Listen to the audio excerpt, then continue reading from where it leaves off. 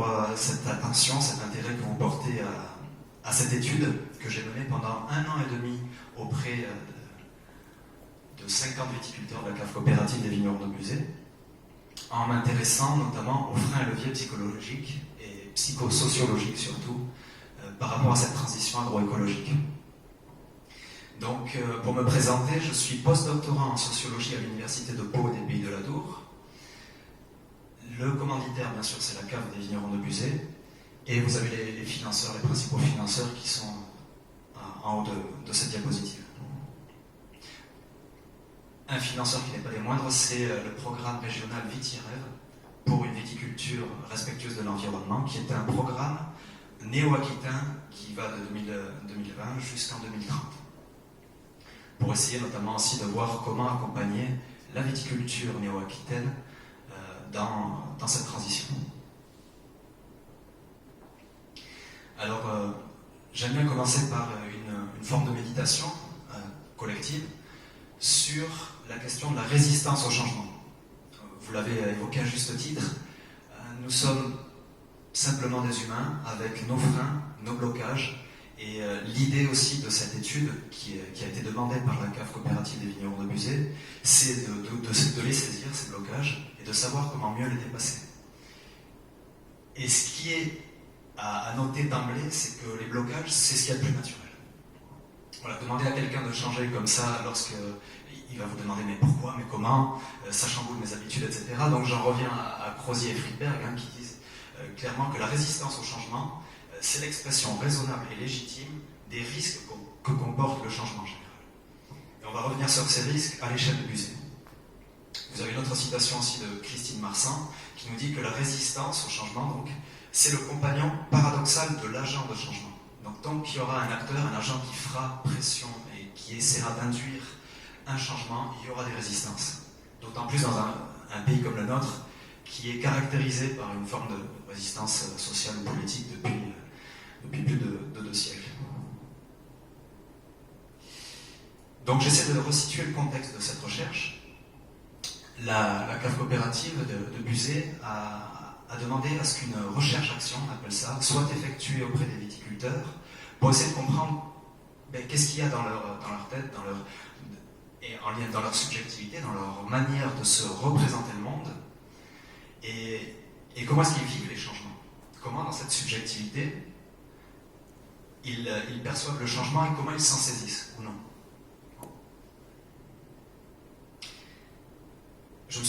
C'est important de le rappeler, j'ai marqué tout en bas, mais j'y reviendrai. Un des changements auxquels moi j'ai été confronté pendant cette année et demie, c'était une conversion relativement massive, on peut dire, à l'agriculture biologique. Voilà, il y a une bonne vingtaine d'exploitants, d'adhérents qui sont engagés dans la conversion à l'agriculture biologique, et ça, c'est pas des moindres. Si on dézoome un peu et qu'on essaie de saisir le contexte national, peut-être même international, dans lequel se situe l'agriculture aujourd'hui, c'est une forme d'écologisation. Claire Lamine en parle très bien. Là, j'ai cité une référence de 2017, mais c'est vraiment le fait oikos d'écologie. Oikos, c'est la demeure, c'est la maison. C'est peut-être aussi la terre. C'est notre rapport finalement à la maison. Et c'est ça, à cette demeure qu'est la terre, à cette terre nourricière. Voilà, savoir comment est-ce qu'on repense ce rapport qu'on a avec elle. Et en viticulture, justement, ça demande aussi, en viticulture et ailleurs, mais de se remettre en question vis-à-vis des pratiques héritées, des pratiques anciennes. Et ça, c'est très dur, même, je vous demande à votre niveau, quand c'était la dernière fois que vous vous êtes remise en question, je ne sais pas moi, sur votre alimentation, ou sur votre manière de penser, et voilà, ce sont des choses qui ne sont pas si évidentes depuis nos bords. Donc, ce que nous avons fait avec les viticulteurs qui ont bien voulu, et les viticultrices qui ont bien voulu jouer le jeu abusé, c'est rentrer en phase de réflexivité. C'est-à-dire, je leur ai servi de miroir en quelque sorte. Je vais vous expliquer la méthodologie que j'ai utilisée. L'étude s'est effectuée en 3 phases. Donc, l'enquête a commencé en février 2020, sur 2 ans, c'est un CDD de 2 ans. Il y a une première phase qui a été une phase de découverte, de mise en confiance et de prise de parole, de positionnement, autant de mon côté que des viticulteurs. appris à faire connaissance, à s'ouvrir l'un à l'autre. Il y a une phase d'entretien individuel, semi-directif, donc je ne les ai pas obligés à répondre entièrement à des réponses fermées. Ça a été plutôt des questions ouvertes, du type comment est-ce que vous voyez le métier d'agriculteur, de viticulteur, après avoir caractérisé l'exploitation, quel est votre rapport à la vigne, au vin, votre rapport à la coopérative, et finalement comment est-ce que vous voyez tous les changements que vous vivez. Voilà, ça c'était la première phase. Ensuite, il y a eu une phase, vous voyez, de janvier à juin 2021, où là, je suis reparti voir certains adhérents que j'avais enquêtés, donc une cinquantaine, je vous les présente juste derrière, et j'ai essayé de renforcer pour aller plus loin. Mais qu'est-ce que ce serait pour toi l'agriculture idéale? Qu'est-ce que serait le meilleur futur pour Buzet? Quelles sont les choses à faire concrètement pour amener un changement qui soit durable, voilà, au-delà même des labels, etc. Et une troisième phase, qui est une sociologie beaucoup plus permanente, où ça s'est déroulé surtout cet été, où nous avons organisé des entretiens de groupe. Donc, fort du corpus que j'avais pu sélectionner pendant les 2 premières phases, nous avons débattu d'observations que j'ai pu faire, des verbatims que j'ai enregistrés, et là, j'ai fait le miroir, mais j'ai essayé d'être vraiment précis. Et à cela s'est ajoutée une phase d'enregistrement vidéo. Donc, on a projeté 4 vidéos différentes, que je vous en présenterai une à la fin. Pour finir sur l'échantillonnage, donc vous voyez, il y a 47 viticulteurs en tant que tels, c'est-à-dire adhérents de la cave. Il y a eu 2 salariés viticoles de Buzet, 3 vignerons et une vigneronne indépendants, 5 viticulteurs et vignerons du Gers, et les 4 autres c'était de la région bordelaise, une dizaine, presque une quinzaine d'acteurs du territoire et 3 chercheurs, donc 3 pairs avec qui j'ai beaucoup échangé, qui avaient déjà des problématiques similaires à celles que j'étudiais. Je vais essayer de vous synthétiser le profil des vignerons que j'ai pu rencontrer, principalement en fin de carrière professionnelle, donc quinquas, sexagénaires, mais aussi une bonne quarantaine de pourcents qui ont moins de 40 ans. Enfin, la quarantaine est un peu moins. C'est avec le plus jeune ici, Julien Raffaello, qui voulait être là ce soir mais qui n'a pas pu venir, Vincent qui est parmi nous, et d'autres. Mais bon, je ne suis pas là pour les nommer non plus, vu que mon étude était avant tout anonyme. Voilà, désolé. Mais c'était juste pour leur rendre hommage aux plus investis. Et si on regarde ceux qui sont au plus proche de la sortie, au plus proche de la retraite, il y a quand même une problématique qui se pose d'emblée, c'est la reprise d'exploitation. Vous êtes, j'imagine, vous savez qu'on assiste à une crise dans le milieu agricole. Ça fait, si on prend les 2-3 dernières décennies, il y a une érosion phénoménale. Donc je crois que si on compte en termes d'exploitation, on est à presque 50% d'érosion en 30 ans, et si on regarde en termes d'exploitation individuelle, c'est 70%. Enfin, c'est énorme. Et ça s'accélère en plus. Donc je continue sur les viticulteurs de Buzet pour finir la présentation. Là, qu'est-ce qu'il y a de vraiment important à reconnaître, c'est que ce sont des techniciens, ce sont des personnes vraiment qui sont diplômés, qualifiés, en grande partie, polyculteurs. Regardez, ils sont quand même un tiers à ne faire que de la vigne, mais tout le reste, ça va être plutôt de la diversification et de la polyculture. Donc ils sont agriculteurs et viticulteurs, ça c'est quand même une spécificité. Et si j'avais à résumer, là c'était pour vous montrer quelques exemples de belles demeures qu'on peut trouver à Buzet. Là c'est le château de Mazelière, et c'est pour aussi montrer qu'il y a vraiment, c'est très hétéroclite au niveau des adhérents. Vous pouvez avoir un des PDG d'Adidas, PDG responsable de tout ce qui est Asie, qui est le propriétaire, ou peut-être l'ex-propriétaire maintenant du château de Mazelière, et le domaine Michelet au-dessus, etc. Et si j'avais à résumer le profil type du viticulteur de Buzet, c'est principalement un homme. Voilà, j'ai rencontré 3 ou 4 femmes qui étaient vraiment exploitantes, et encore, s'il n'y a pas le père caché derrière, ou sur le tracteur et qui ne veut pas lâcher l'exploitation. Donc principalement des hommes, une cinquantaine d'années en moyenne, la moyenne d'âge était en 57-58 ans, polyculteurs, donc on l'a vu, vivant au domaine viticole, aux 2 tiers lot-et-garonnais, mais ça oubliez-le, parce qu'on a eu un débat un peu houleux là-dessus, ça remontait à trop loin, donc les influences italiennes, etc. Plutôt mariés et inquiets de la reprise future de l'exploitation. Voilà, ça, je pense avoir fait un profil type fidèle sur la cinquantaine d'adhérents que j'ai rencontrés sur les 140 qui sont encore adhérents et actifs à la cave aujourd'hui. Un bon chercheur essaie de trouver ce qu'ont fait les autres avant lui sur des problématiques similaires. Donc, les gros mots, ceux qui caractérisaient la recherche, ce sont les freins, les leviers. J'ai voulu savoir qu'est-ce qui se passait, qu'est-ce qu'il y a eu, et dans l'ouvrage, enfin dans les travaux de Géniaux et de ses collègues en 2010, donc ça a quand même 11 ans, on voit que pour le passage au bio, en agriculture en général, les principaux freins sont liés aux idées, aux fausses idées, aux idées reçues erronées, associées à l'agriculture biologique, comme une agriculture marginale, une impasse, présentant bien sûr de nouveaux risques. Donc ça par contre, c'est tout sauf des idées erronées. Et les leviers dépendent bien sûr de l'individu qu'on a en face et de sa manière de se représenter le monde. Donc on en revient à la subjectivité, à sa psychologie et à ce qu'il définit. Vous avez dans chaque groupe humain lorsqu'il y a une innovation qui est présentée, si tant est que le passage au bio soit considéré comme une innovation, on y reviendra. Vous avez les primo-adoptants d'une innovation, vous avez la majorité primaire, puis la majorité tardive, puis les derniers adoptants. Et donc ça dépend vraiment de la psychologie de chaque viticulteur en l'occurrence d'accepter ou non de nouvelles pratiques. Ça peut dépendre de son goût de l'essai, goût du challenge, goût de l'innovation, de son souhait de sécuriser aussi le patrimoine qu'il a, ce qu'il possède. Et l'intérêt pour la santé humaine, on voit que ça arrive plutôt en 3e place. Lorsqu'il y a une crise sur l'exploitation, ça peut aussi accélérer la remise en question, ce qui est plutôt logique. Donc ça, c'est ce qu'on trouve dans la littérature lorsqu'on fait une synthèse des différents freins et leviers qui sont évoqués dans le passage au bio.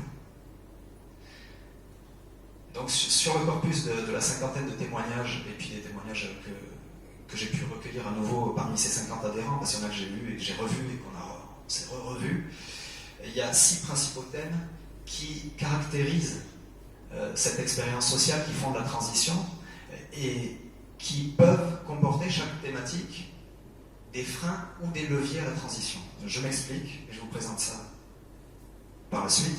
La première thématique, c'est le rapport à l'innovation. Donc c'est ce que j'ai évoqué avec les différentes catégories d'innovateurs ou non, théorisées par Everett Rogers. Donc comme le dit Fabrice Flichy, l'innovation, c'est pas l'addition d'un génial eureka ou d'un processus de diffusion, elle est aussi rapprochement d'histoires parallèles, ajustement successif, confrontation et négociation et réduction de l'incertitude. Donc je vous ai dit tout à l'heure que la moyenne d'âge était relativement élevée. Mais il y a des personnes qui sont près de la sortie, voire qui sont même déjà retraitées et qui sont toujours avant-gardistes, qui essaient de prévoir l'avenir, abuser. J'ai été confronté à ce genre de profil-là. Donc l'âge n'est pas un facteur limitant, loin de là.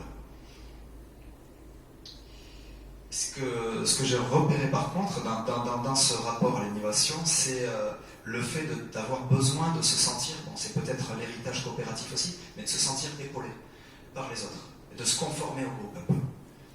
Ah mais ils l'ont pas fait encore, mais attends, mais tu crois que ça vaut le coup de le faire si personne, moi je vais attendre que les premiers se lancent, et après je verrai si ça vaut le coup que je le fasse moi aussi.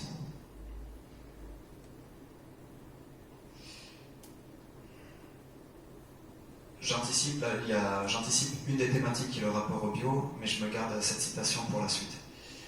On peut parfois noter une barrière intergénérationnelle qu'il y a justement dans l'adoption de certaines pratiques, où si le décisionnaire sur l'exploitation, par exemple le père à la retraite, dit non mais ça c'est hors de question,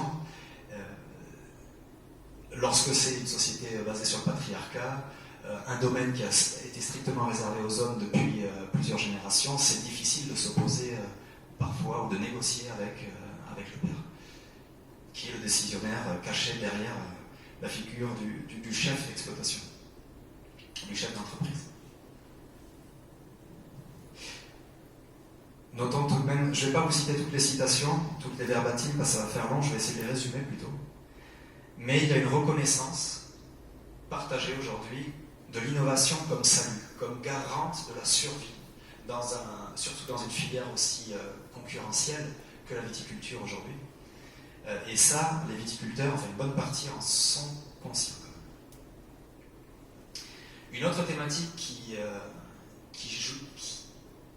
incontournable finalement, c'est la représentation du métier. C'est de voir que ce n'est pas seulement l'agriculture, c'est aussi la figure de l'agriculteur, du viticulteur, de la viticultrice, qui est en recomposition et qui a vraiment ses racines fortes aussi à la reproduction sociale. C'est sur les 47 viticulteurs stricts de Buzet, il n'y en a que 3 dont les parents n'étaient pas agriculteurs, n'étaient pas viticulteurs. Et on m'a soulevé combien de fois les difficultés de s'installer, voire des fois de reprendre, mais de s'installer, alors là, c'est des fois la croix et la bannière pour ça. Enfin, pour les 3 rares qui étaient dans ce cas-là. À cela s'ajoute aussi une complexification, donc on l'a vu, on pourrait dire de nos sociétés, de nos rapports entre nous, mais aussi de l'agriculture, une complication du métier. Par toujours plus de charges, je reprends la verbatim, du viticulteur 6 par exemple, lors d'un second entretien, qui me parle de cet étau administratif, le fait qu'il y ait de plus en plus de jours, enfin, de volumes horaires qui soient dédiés au bureau, ça c'est très pesant. Julien Raffaello par exemple, là il était en train de préparer ses fraises pour le printemps prochain, j'imagine, et à côté de ça, j'imagine qu'il peut être amené à faire du bureau. Et combien de fois j'ai invité ou j'ai essayé d'inviter des viticulteurs à se réunir, mais même cet été, et on n'y est pas arrivé parce que ils ont eu tellement de métiers en un seul métier que des fois c'est assez. J'ai juste envie de leur tirer le chapeau, de voir qu'ils arrivent à composer et à faire tout ça à la fois. Dans la représentation du métier d'agriculteur, de viticulteur, on est passé de cette image d'après-guerre où c'était un peu le producteur en qui on plaçait notre espoir de nous nourrir, etc., de nous alimenter, même si le vin est plus vraiment considéré comme un produit de consommation quotidienne, ou un aliment,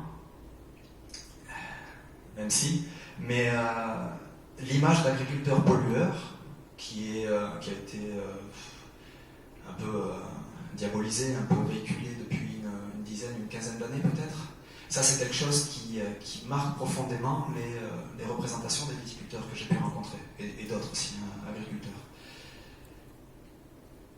Et donc ce contrôle social, déjà cette stigmatisation, mais aussi ce contrôle social, on ne dirait pas, mais c'est une pression vis-à-vis de laquelle on va essayer de se justifier, de se positionner, et force est de constater que la profession en tant que telle, l'agriculture, peut-être par le Haut-et-Garonne, mais dans d'autres endroits, n'est plus aussi défendue qu'elle a pu l'être.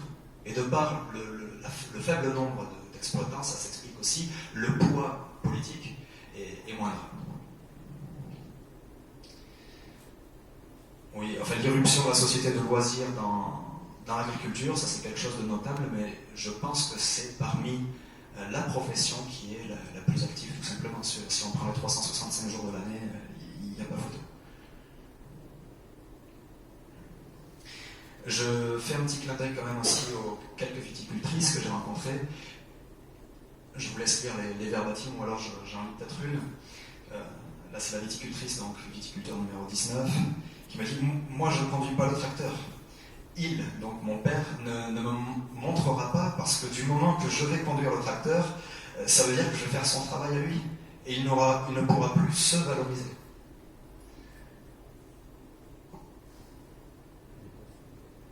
Donc il y a aussi ça, dans la transformation du métier, je dirais une féminisation progressive et bienvenue du métier.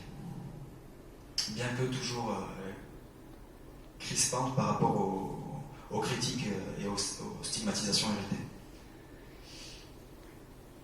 Un troisième thème, et je vais essayer de m'expliquer là-dessus, c'est l'esthétisme agricole. C'est-à-dire, on peut aussi parler de critères de beau, l'esthétisme, mais ça renvoie aussi à la manière dont on voit la parcelle, dont on voit son exploitation et l'image qu'on veut en donner.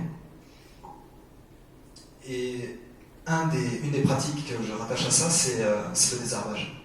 Le désherbage qui est éminemment issu et représentatif des herbages chimiques d'une approche très, un peu comme nos sociétés, hein, très aseptisée. On veut que tout soit impeccable. Il y a aussi un aspect sanitaire, hein, on veut qu'il y ait le moins de ravageurs possible, le moins de concurrence, que ça soit le plus productif. Donc ça ramène beaucoup au paradigme productif face auquel l'agroécologie se place comme un récit un peu moins sexy, je ne sais pas comment le dire, qui donne peut-être un peu moins envie, quoi. En tout cas, si on prend l'exemple du désherbage chimique, ce qu'on arrive à faire avec du glyphosate à gauche à petite dose, ou plus ou moins grande dose, on arrive à le faire aujourd'hui avec des outils mécaniques, sauf que là, on est à une dizaine d'euros l'hectare, hein, si je résume. Et là, si on compte en tout et pour tout l'investissement, le pulvé, le nouveau tracteur, quelqu'un qui conduit, le temps de travail augmenté de 15 heures par hectare en moyenne, etc., on a plus 30% de coût de production et 40 000 euros d'investissement initial, même s'il y a des aides, c'est ça. Vous pouvez, on en reparlera tout à l'heure si vous voulez. Et c'est aussi l'enherbement. L'enherbement, c'est quelque chose ça dépend quel type d'enherbement. Si on souhaite le maîtriser ou le laisser pousser comme certains le font, c'est quelque chose qui peut chambouler la manière ou l'adoption de certaines pratiques.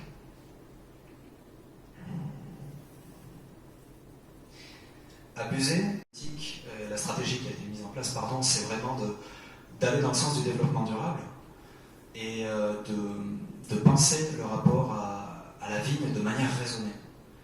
Donc, être le plus logique possible dans la pratique.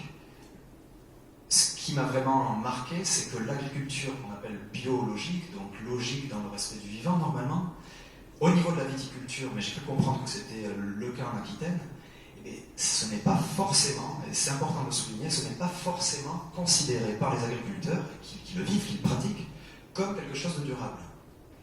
J'essaie de m'expliquer.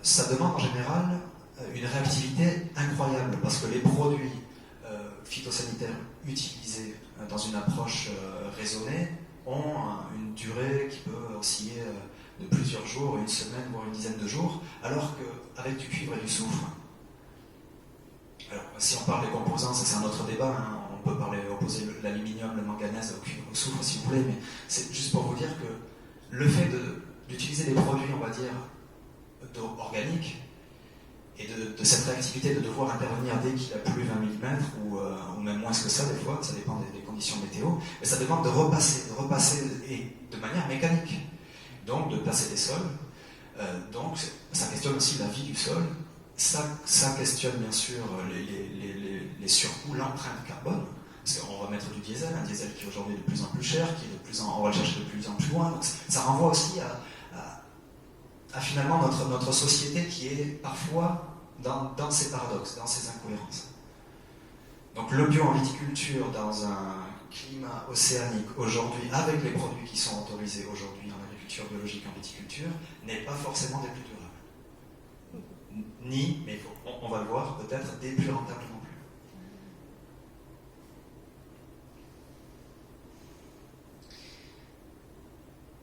Je pense vous l'avoir assez résumé.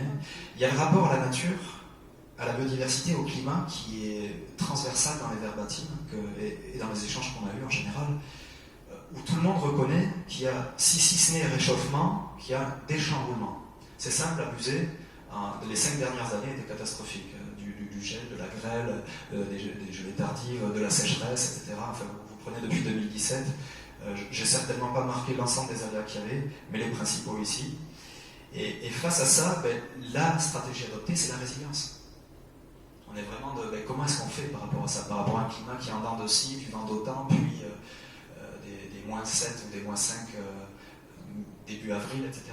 C'est vraiment à la fois le végétal qui demande une adaptation, mais aussi leur manière d'être par rapport à ça.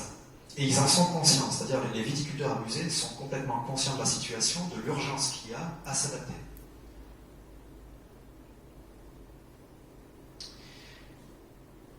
Une des thématiques qui n'est pas des moindres, c'est cette tension qu'on peut établir entre le fait de penser pour soi, et j'y reviendrai, et le fait de penser collectif. Et j'ai l'impression que ça, Busé, c'est une des pièces maîtresses. Je vais y revenir avec l'approche de l'expérience sociale, donc avec les différentes logiques d'action qui déterminent nos actions. Mais là, il y a une tension évidente entre, on va dire, un esprit coopératif, penser collectif, et penser pour soi. Et là, c'est l'intérêt personnel par rapport à l'intérêt collectif. Et on voit qu'il y a d'un côté le fait d'avoir confiance en la cave, de se laisser porter même par une certaine stratégie avant-gardiste de la cave, et être un peu réticent par rapport à ses propres intérêts. Je suis bientôt à la retraite, pourquoi est-ce que j'investirais pas sur mes sols, ou pourquoi est-ce que moi je me remettrais en question maintenant. Il y a de ça aussi. Je n'ai pas voulu l'inclure comme une thématique, mais il me semble que les cultures, ou la mentalité, si, mais je pense qu'elles sont plurielles, même des fois elles sont plurielles à l'intérieur d'un seul individu, mais qu'il y a des mentalités peut-être caractéristiques aussi du Lot-et-Garonne, de ce territoire que j'ai pu rencontrer. Et là, c'est un géographe qui est issu du coin, je ne vais pas le citer, qui fait partie de certains acteurs du territoire que j'ai pu rencontrer, et qui m'a dit, parce qu'il est multicasquette, il m'a dit, non mais les endroits les plus reculés, donc les plus éloignés des villes, les plus ruraux, sont aussi les endroits où l'innovation arrive en dernier, ce qui est relativement logique. Et lui m'a dit, ce qui permettrait d'accélérer, si ça vaudrait le coup d'accélérer, je ne suis pas là pour juger ça, ce qui pourrait accélérer l'adoption d'une innovation comme le passage à telle ou telle pratique, c'est de garder un lien avec les villes et avec les consommateurs, avec les zones de chalandise. Oui, tout à fait. On pourra en reparler. Et j'avais cru repérer de l'opportunisme ou de l'individualisme un peu plus prononcé ici qu'ailleurs, mais finalement je me suis rendu compte que ça, on le porte tous à un degré plus ou moins. Donc c'est pas caractéristique du 47. Si j'avais à résumer les principaux freins et leviers, et que nous avons donc essayé de déconstruire ensemble avec les viticulteurs cet été, donc ça c'est pas juste la production de Mélo-Vilain, c'est la production de viticulteurs. Moi je ne suis qu'un pâle reflet de la réalité que j'ai observée, mais j'essaie que ce reflet soit le plus juste possible. Si on avait à lister les principaux freins, ça pourrait tenir en ces 5 points. Et j'ai essayé de les opposer, ou du moins de les mettre en parallèle avec d'éventuels leviers. Donc le premier, c'est ce paradigme progressiste du modernisme qui pousse à en faire toujours plus, à produire toujours plus, donc c'est la quantité, c'est le quantitatif, et de basculer vers le paradigme d'une approche plus, on pourrait dire presque plus globale, plus holistique aussi, et où on est centré sur la qualité, donc où on intègre le sol, la plante, l'humain, etc. Mais ce que Busé fait à son échelle, déjà.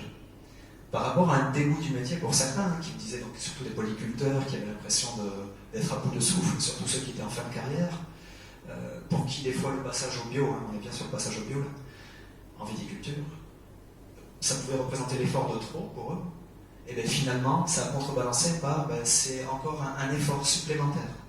C'est à nuancer donc pour les dernières générations, enfin les plus âgés, qu'on peut revaloriser aussi un patrimoine avec une exploitation qui serait labellisée bio par exemple, ou en conversion.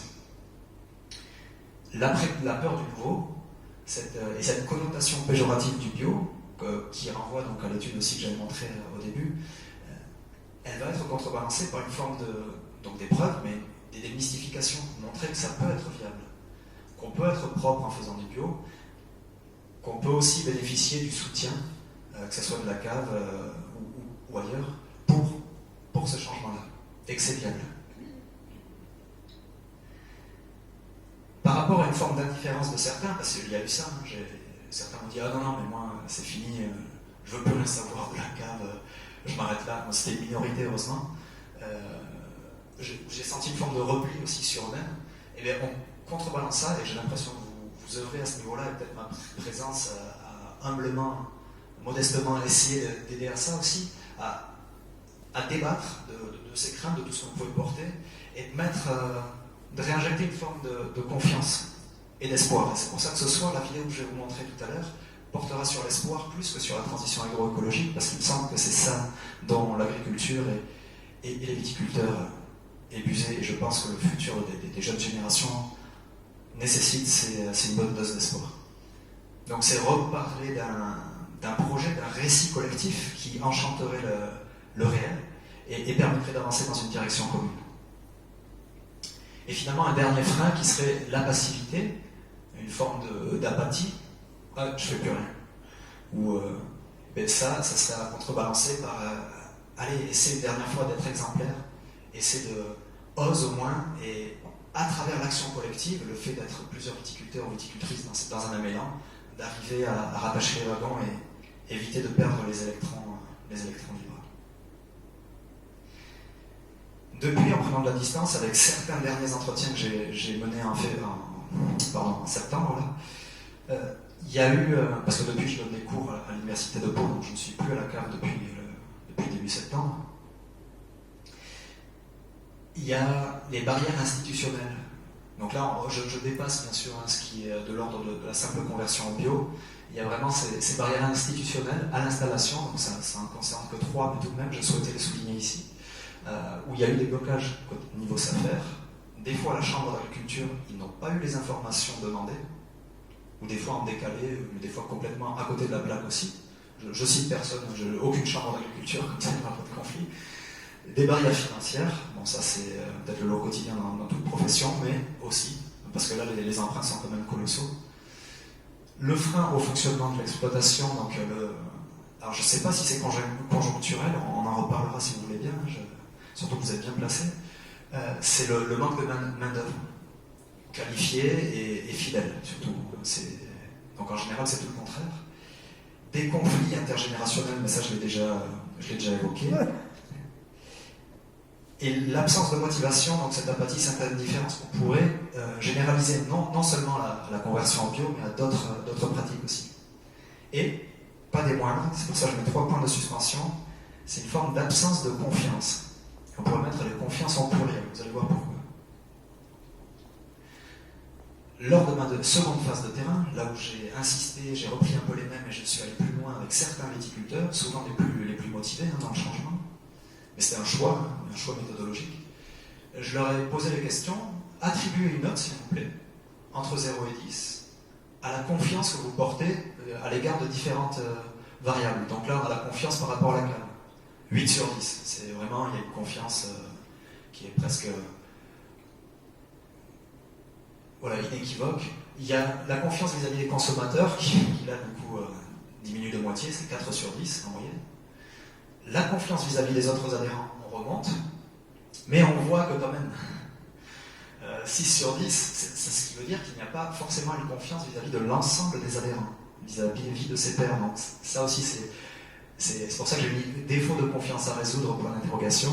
Et le tout dernier point, confiance vis-à-vis des politiques publiques, 3 sur 10.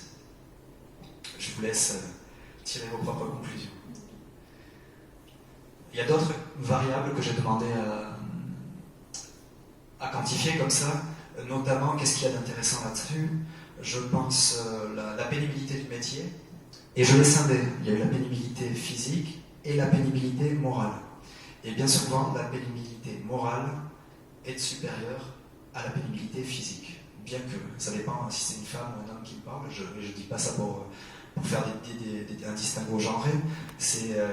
Des fois, j'ai eu des entretiens où la femme modérée disait « Attends, mais là, tu te sous-estimes, c'est bien plus pénible que ça. » Parce que les hommes avaient tendance bien souvent à réduire la pénibilité physique. La vie des sols, 7 sur 10, ce qui laisse peut-être aussi voir que les viticulteurs de Buzet ne sont pas imbies de leur personne et voient qu'il y a toujours une marge de progression qui est possible. Et ils se sentent encore, malgré le fait de tous les efforts qu'ils ont faits, donc interdiction des produits cancérigènes, reprotoxiques, mutagènes, donc ce gros passage à l'agriculture biologique, le fait d'avoir un IFT, un indice de fréquence de traitement des plus bas d'Aquitaine, ils se sentent quand même, malheureusement, de ce qui m'a été dit, à 4 sur 10, encore exposés à certaines molécules dangereuses. Et l'idée, le rêve de Buzet ultime, on va le voir, c'est d'arriver à du résilient, à de l'auto-fertile. On va voir sur les utopies à la fin. J'ai voulu garder ça pour la fin, ensemble avec l'espoir. Et qu'est-ce qu'il y a d'autre à relever? Donc la confiance, j'y reviens pas. Si. Le soutien au changement de pratique, ici on voit qu'il arrive presque à 7 sur 10 de la cave, mais lorsqu'on parle du voisinage, on régresse à 6 sur 10. C'est-à-dire que parfois, il y a des soucis dans le voisinage, hein, avec, ça peut être des néo-ruraux, mais pas que. Où on voit que on ne se sent pas, enfin, les viticulteurs de Buzet ne se sentent pas toujours entièrement soutenus par les personnes qui gravitent autour de leurs exploitations. La liberté professionnelle du milieu, 6 sur 10. L'épanouissement, alors là c'est là où on remonte, l'épanouissement, motivation, on est à entre 8 et 9. Fierté d'appartenir à la cave, on est à 8. Et fierté d'exercer le métier, alors là je crois que malgré tout, malgré toutes les critiques, la stigmatisation, les difficultés, il y a toujours cette fierté et heureusement qu'elle est là. Enfin, ça c'est un jugement de valeur, mais...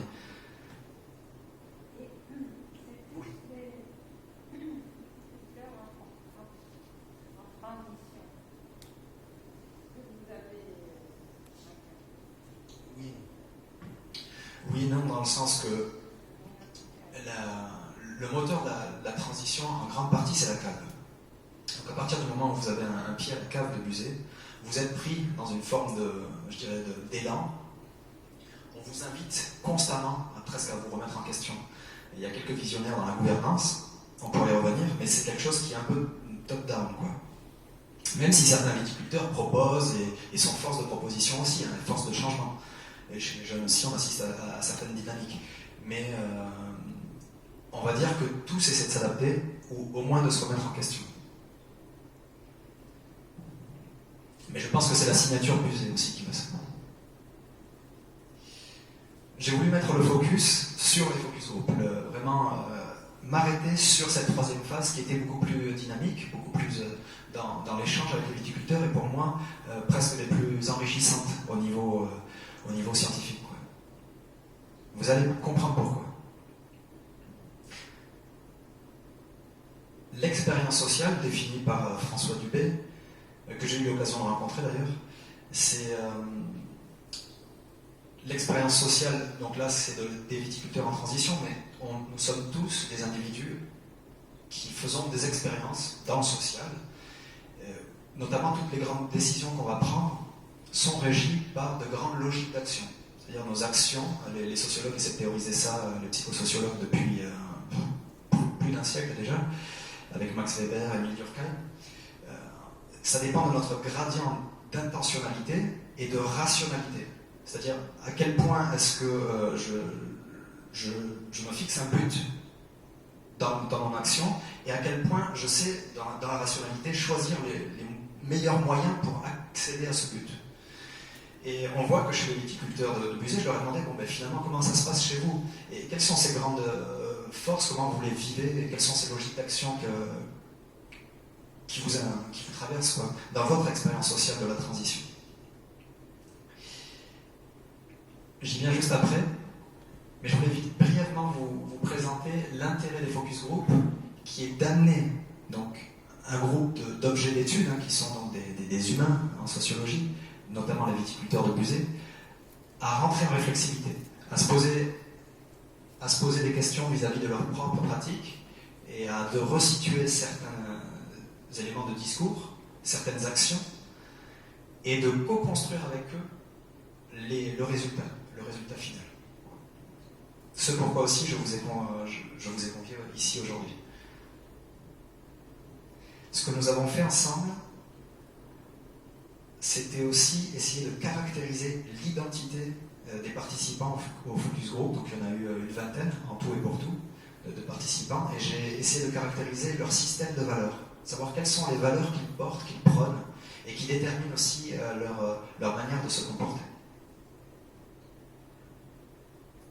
Je ne reviens pas sur la définition du système de valeurs, je vous donnerai une bibliographie si ça vous intéresse. Gardez Shalom Schwartz, ce nom-là, parce que c'est sur sa théorie que nous avons construit ensemble ce qu'on va appeler l'identité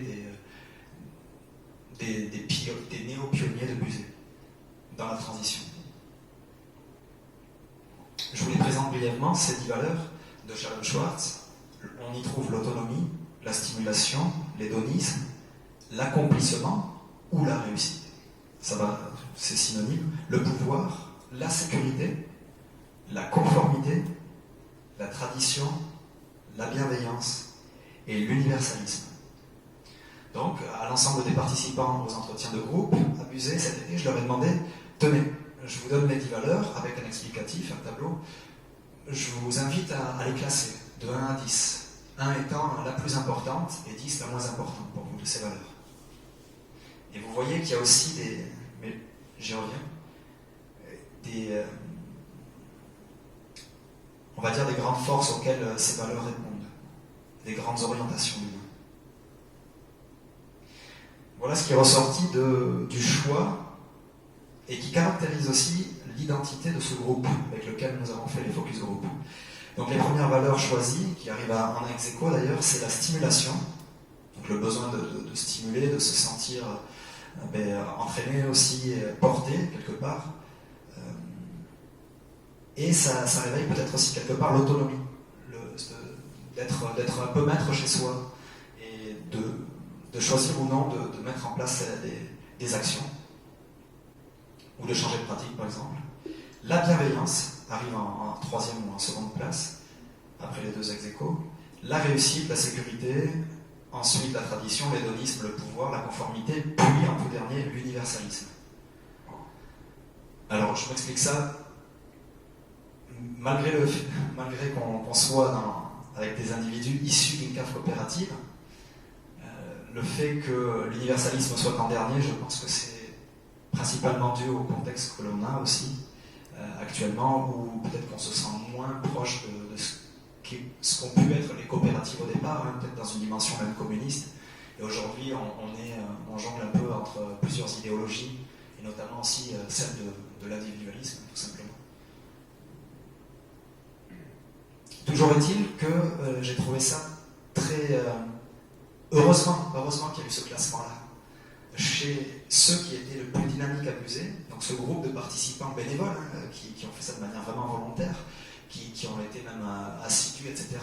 Je ne m'attendais pas à un échange d'une telle qualité. On voit quand même que les valeurs qui ont été choisies, comme étant les principales valeurs de leur système de valeurs, correspondent à la dimension du changement ici. Regardez, autonomie, stimulation. Il y a également, en troisième place, la réussite, l'accomplissement. Certes, nous sommes dans une portée individuelle, mais vouée au changement. Ici, il y a quand même la seconde valeur qui a été choisie, la bienveillance, ou la troisième, si vous voulez, après les ex aequo, qui est dans une dimension collective, le dépassement de soi. Donc ça, c'est plutôt positif. Enfin, encore une fois, je ne suis pas là pour juger. Charlotte Schwartz nous invite aussi à voir ces différentes valeurs dans leur dimension de croissance, de développement, ce qui va dans le sens du changement, quelque part, encore une fois, et ce qui va dans le sens de la stagnation, une protection contre les menaces, contre ce qui nous fait peur. Et là, on voit encore une fois que le groupe avec lequel nous avons œuvré cet été se positionne admirablement bien, même c'est presque plaqué à un groupe de pionniers, et moi, ça m'a fait me poser des questions. Et j'ai essayé de prendre du recul par rapport à ça. Et je me suis dit, mais attendez, en sociologie, il y a quelque chose à la base qu'on apprend, c'est cette distance qu'il y a entre le déclaratif et l'effectif. C'est-à-dire, on peut affirmer une chose, mais faire le contraire.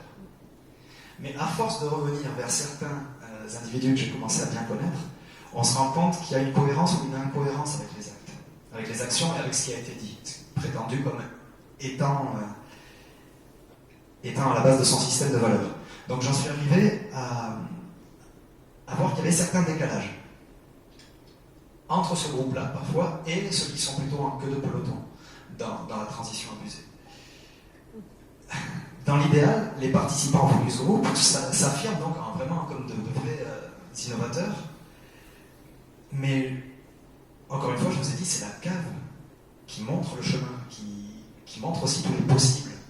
Donc j'ai l'impression que la prise d'initiative, elle intervient une fois que la cave a déjà vraiment proposé, reproposé, donc il n'y a pas d'obligation, hein, ça ne fonctionne pas comme ça, mais il y a quand même des formes d'injonction douce, d'invitation du moins à changer. Ils disent avoir... Il faut y aller tranquillement. Tout changement, de façon brutale, hein, quel que soit va créer des blocages, des frustrations, voire augmenter les résistances. Ils se disent bienveillants, mais là ils se contredisent eux-mêmes parce qu'on voit que dans la confiance qu'ils portaient aux adhérents, qui était de, je crois, 6 sur 10, si ma mémoire est bonne, il y a déjà un décalage. Donc, bienveillance certes, mais peut-être qu'on ne l'a pas suffisamment spécifié, et que là, c'est mon erreur. Qu'on aurait dû voir, est-ce que c'est bienveillance vis-à-vis d'eux-mêmes,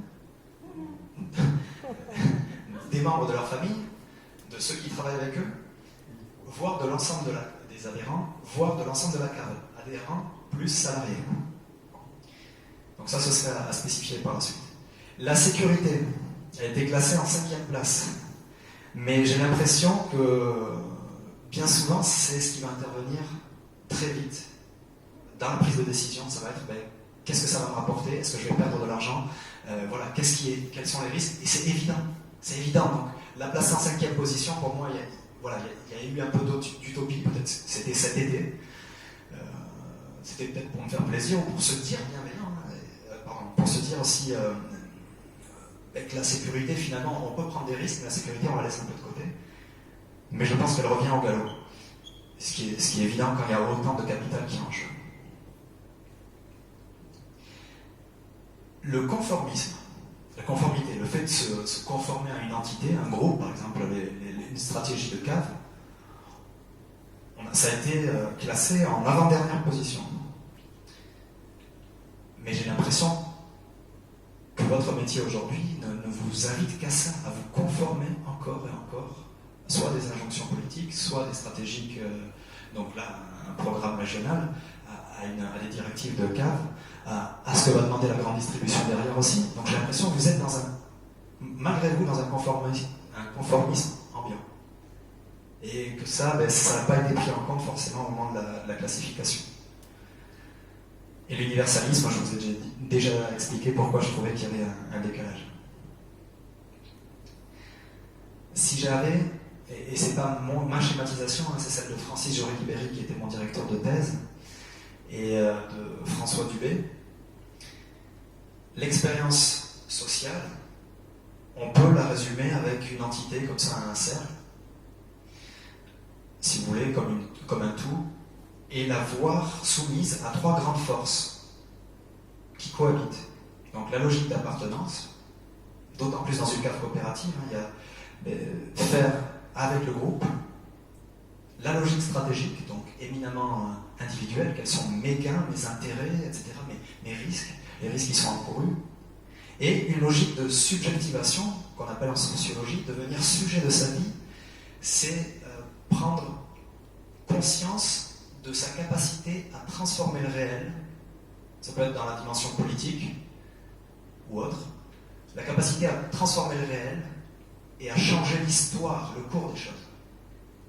Mais ça, abusé, on va dire que je l'ai trouvé à certains moments, mais de manière sous-entendue, et c'était pas ce qui surdéterminait l'expérience sociale des viticulteurs.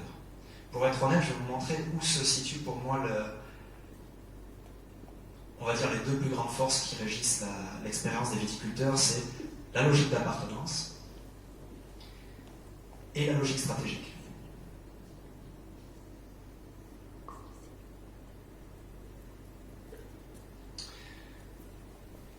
Alors j'espère que vous y voyez bien, sinon je vais essayer de le résumer, et juste sur les points les plus importants, à mon sens, c'est qu'entre le fait de penser de manière individualiste, mais ce à quoi nous sommes conditionnés depuis notre éducation, hein, dans un système comme le nôtre, et ce qui est dans un monde aussi concurrentiel que le marché vinicole, c'est pareil, sauf que c'est intériorisé au niveau individuel. Il y a une forme de consensus qui doit s'établir, enfin qui s'établit du moins, entre cette logique stratégique à l'échelle individuelle et une logique plus, qu'est-ce qu'on pourrait dire, presque coopérativiste, quoi, une logique collective. Donc là, c'est trouver le juste milieu, sans tomber dans le conflit. Auquel cas, si on est en conflit entre ce que nos besoins, nos intérêts et les intérêts du collectif, à ce moment-là, on s'échappe de l'expérience de viticulteur en transition. Il y a une forme Ici, il y a une conduite intermédiaire aussi entre cette logique stratégique individualiste et la logique de subjectivation qu'on a essayé de requalifier comme éco-responsabilité, c'est-à-dire devenir responsable de la demeure, de la maison, comme je disais, en parlant de oikos, la racine grecque du mot, où là, il y aurait presque le souhait de développer une éthique de durabilité, une exemplarité aussi. Et ça, c'est confronté à la fois à la logique stratégique et à la logique d'appartenance. Donc vous voyez, on n'est pas toute appartenance, on n'est pas tout stratégie, on n'est pas tout subjectivation, et les viticulteurs de Musée l'ont bien montré, c'est un agencement, c'est une mise en cohérence de tous ces différents niveaux, en reconnaissant les tensions qu'il peut y avoir entre les logiques. Et c'est là que ça devient super intéressant. Je vous l'ai dit, ce qui prédomine dans cette expérience sociale des viticulteurs en transition, c'est la logique stratégique. Donc avant tout, pensez à comment cette forme de sécurisation en fait partie et de pérennité de son activité. La logique de subjectivation, d'éco-responsabilité, je vous ai dit, elle est moins ressortie que les autres, mais j'ai l'impression que parfois, il y avait une intériorisation du discours de la cave. Donc le fait d'être vraiment précurseur, exemplaire, etc., de se reconnaître comme ayant du poids dans le changement de la viticulture et de l'agriculture, mais que ça allait presque de soi, ça allait de même, parce que la cave accompagne le viticulteur, les viticultrices dans cette transition depuis presque une quinzaine d'années maintenant. On peut voir qu'il y a des tensions entre le fait, la logique d'appartenance et la logique stratégique, si on revient à la notion de patrimoine, de capital, de ce qu'on possède, nous, à notre niveau individuel, et ce qu'on va mettre en commun, les risques qu'on va accepter de prendre au niveau du capital d'une entreprise, de la coopérative en l'occurrence. Donc il y a plusieurs tensions qui s'échelonnent à ce niveau-là. J'essaie d'aller vite, parce que pour arriver je vous ai dit que ça ne durerait pas 4 heures. Et j'aime vraiment pas les monologues. Donc je vais essayer d'abréger ça. Il y a des tensions entre la stratégie et la subjectivation. Je vais essayer de résumer tout simplement par le fait de vouloir, il y a vraiment cette reconnaissance, le souhait de vouloir changer les choses, donc d'aller vers des pratiques agricoles vertueuses. Donc là, on est dans la subjectivation. Mais à côté de ça, les viticulteurs disent aussi lutter contre un manque de temps, un manque de moyens, ou parfois que ce soit de la main-d'œuvre. Et donc ça crée une tension qui est indéniable. Si on parle entre cette logique de subjectivation et la logique d'appartenance, si on finit le cercle, on voit aussi qu'il y a cette conviction d'être engagé dans des pratiques respectueuses, mais qui se disent butées par rapport à encore une stigmatisation provenant de l'opinion publique. Et c'est vrai qu'il y a un dissensus entre la manière dont le grand public vante aussi l'agriculture biologique et comment les viticulteurs et les viticultrices la vivent, comme je vous l'ai dit tout à l'heure. Donc là aussi, je rajoute ça au lot des tensions. J'en viens aux 4 vidéos que nous avons effectuées cet été avec une douzaine de viticulteurs qui ont accepté de passer derrière la caméra, parfois difficilement.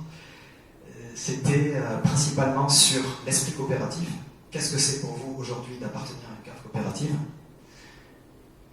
La seconde vidéo, c'était sur la fierté. La troisième, sur la transition agroécologique. En gros, de vulgariser ou d'expliquer en quoi les pratiques vont dans le sens de la transition.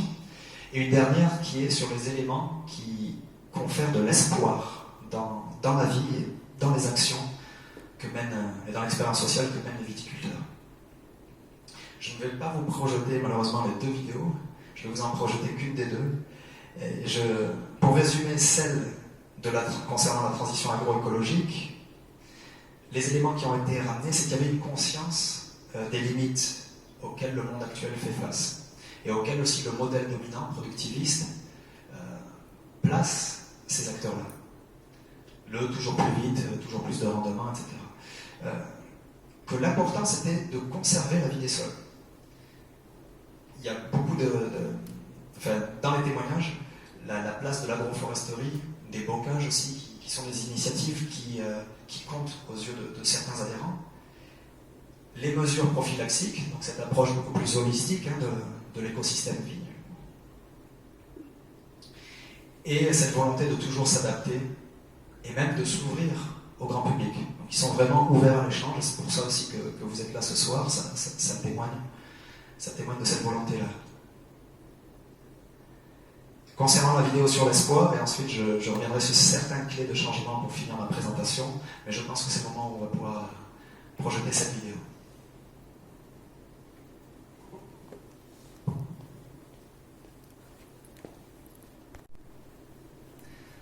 Dans la vidéo que je viens de vous projeter, qui est une vidéo qui a été utilisée en interne, c'est pour ça que nous avons tenu à couper l'enregistrement vidéo de la vidéo, parce que dans le droit à l'image que je vous ai fait signer, il n'y avait pas cette clause-là qui était indiquée. En tout cas, merci encore d'avoir joué le jeu, et je voulais surtout revenir sur les éléments qui ont été évoqués dans cette vidéo, qui vont permettre de conclure aussi. Donc cette vidéo sur l'espoir pour l'avenir, c'est le maintien d'une exploitation saine, l'intérêt des consommateurs pour les produits locaux, voilà ce qui a été reconnu comme étant indispensable et nécessaire, et qui a, depuis la crise sanitaire aussi, recomposé le lien entre consommateurs et producteurs, même si on a vu qu'il y a eu un premier effet confinement, et puis qu'ensuite beaucoup de les choses sont revenues à la normale, ou à la normale. Il faudrait voir de quoi on parle. En tout cas, ce qui a été important dans cette vidéo, que moi je retiens comme essentiel, c'est qu'il y a la réalité de l'agriculture qui est défendue, comme à travers une communication positive, le fait de s'ouvrir aussi aux autres, à travers cette simple acceptation d'être filmé et de se livrer. Je pense que ça fait partie, ça témoigne de cette volonté de dialoguer et de s'ouvrir à la critique, mais aussi au changement et aux autres.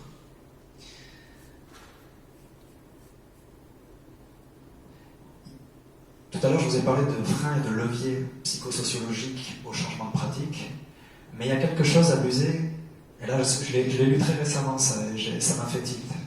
C'est l'effet Pygmalion. Je vais vous expliquer ce que c'est l'effet Pygmalion, pour celles et ceux qui le méconnaîtraient. La manière dont je vais vous juger intérieurement, vous, c'est-à-dire l'autre, la manière dont je vais juger autrui, va influencer son comportement. C'est presque de la physique quantique, hein. C'est presque voilà, les pensées rebondissent et se transforment en action, si vous voulez, chez les autres. Mais on remarque ça souvent chez les managers ou les responsables d'une promotion ou quoi que ce soit. C'est vraiment la figure aussi charismatique qui a une influence indéniable. Et les représentations de cette figure charismatique, ou du chef ou de la chef, des dirigeants, ont un impact considérable sur la manière de se comporter des troupes, on va dire entre guillemets. Donc si, admettons que parmi les dirigeants d'une cave coopérative, il y a des personnes qui critiquent négativement les viticulteurs, ça va faire résonance. À l'inverse, s'il y a vraiment des pensées, on va dire, encourageantes, de confiance,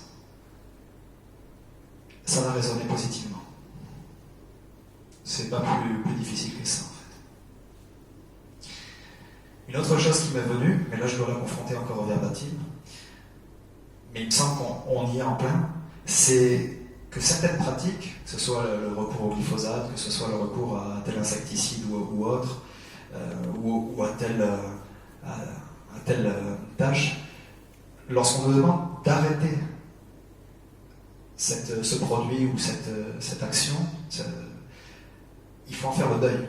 Ça s'appelle parfois une innovation par retrait, si tant est qu'on puisse l'appeler innovation. C'est-à-dire on vous retire les choses, on vous interdit de faire des choses, donc vous avez moins de capacité d'action, moins de choix dans les produits que vous pouvez utiliser pour vous défendre par rapport à des maladies. Et bien, il faut en faire le deuil.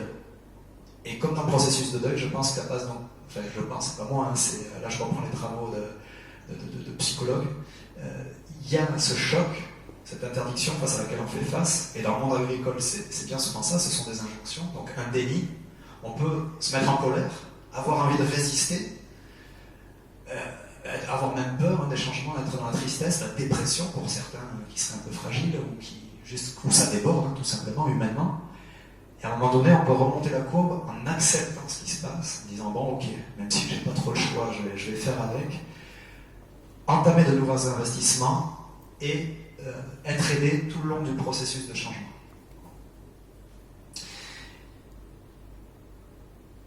Et là, c'est du bon sens, quelque part.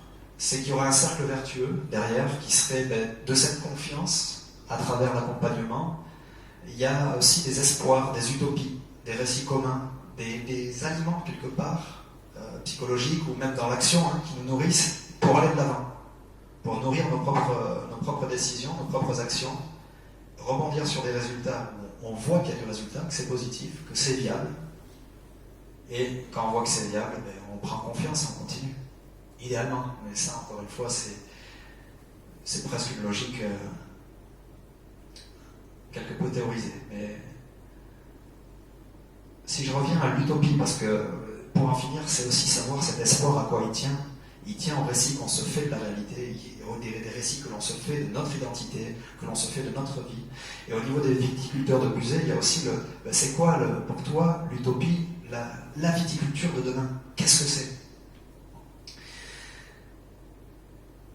Si je reprends le verbatim du viticulteur numéro 2, c'est le vignoble New Age, le vignoble expérimental qui a abusé, qui fait 17 hectares, où le service vigne est très actif.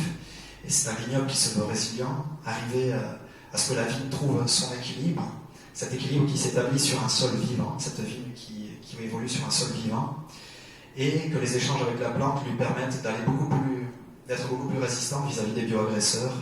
Ça, ce serait l'idéal, d'arriver au changement de pratique par cette voie-là. Pour certains, ça passe par des cépages résistants à la maladie, à la sécheresse, par l'agroforesterie. Alors j'ai mis des désirs départagés parce que c'est pas à chaque fois ce qui fait vibrer tout le monde. Le recours aux produits biostimulants, l'autorisation de nouvelles techniques, notamment la taille rase au cordon,